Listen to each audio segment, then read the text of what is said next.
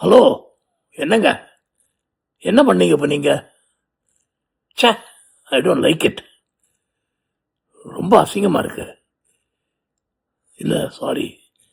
அது கொஞ்சம் அங்கங்கே நடக்கிற போது குனிஞ்சு நிமிந்தா வந்துடுறது.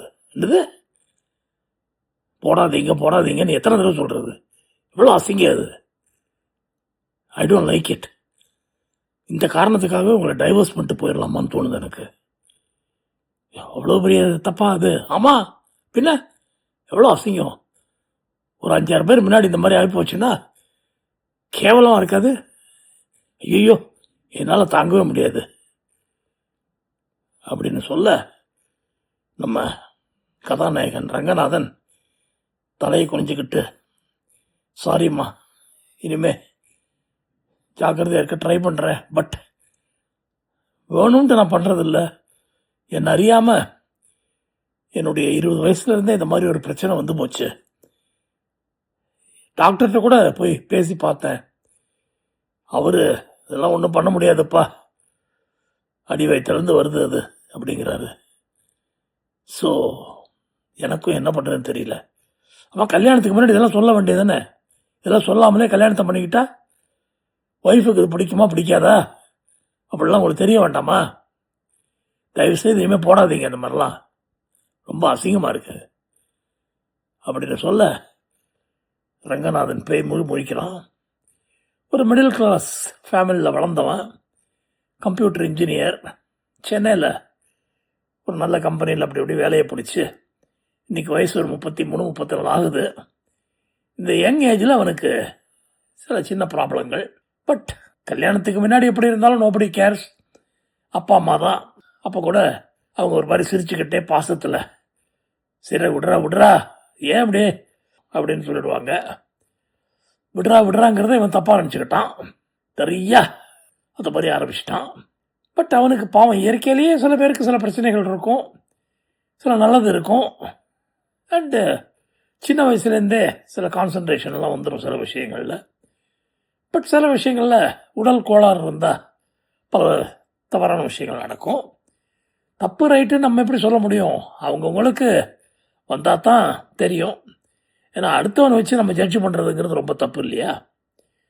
ஸோ நம்ம ரங்கநாதனுக்கு ஒய்ஃப் அடிக்கடி போடாதீங்க போடாதீங்க, எத்தனை தடவை சொல்கிறது போடாதீங்கன்னு, நீங்கள் பாட்டுக்கு போட்டுன்னே இருந்த அப்படின்னு கேட்க ரொம்ப அவனுக்கு தலைகுனிவாக இருக்கும். இவளே காட்டி கொடுத்துருவ போட்டிருக்கேன் நம்மளை மற்றவங்ககிட்ட அப்படின்னு நினைப்பான்.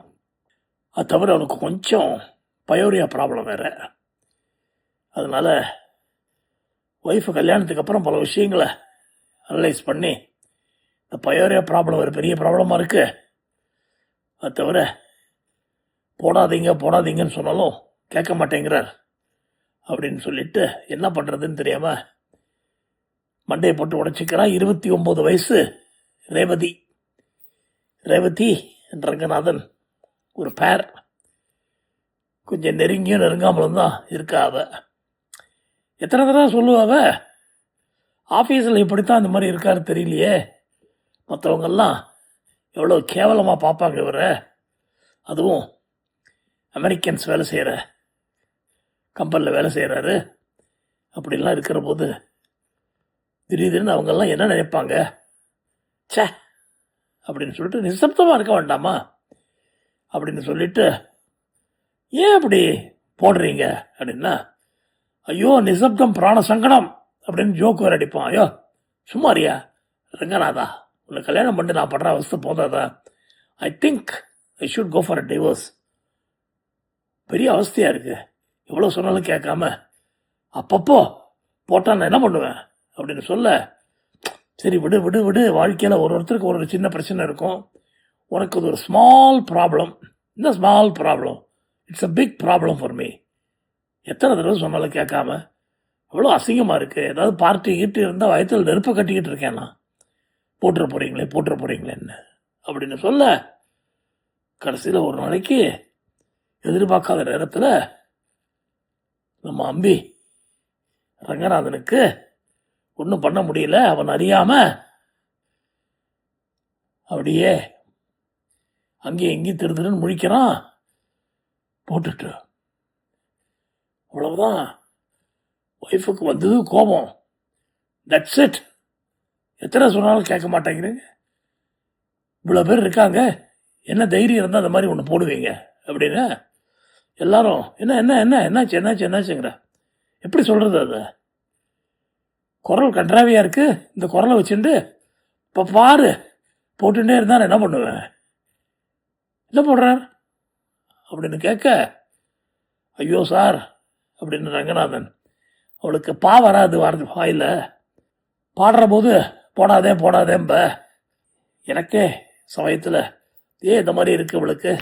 பாடாதேன்னு சொல்கிறத போடாதே போடாதேன்னா மற்றவங்கெல்லாம் தப்பாக நினச்சிக்க போகிறாங்க, வேற எதையோ போடுறேன்ட்டு அப்படின்னு அவகிட்ட சொல்லுவேன்.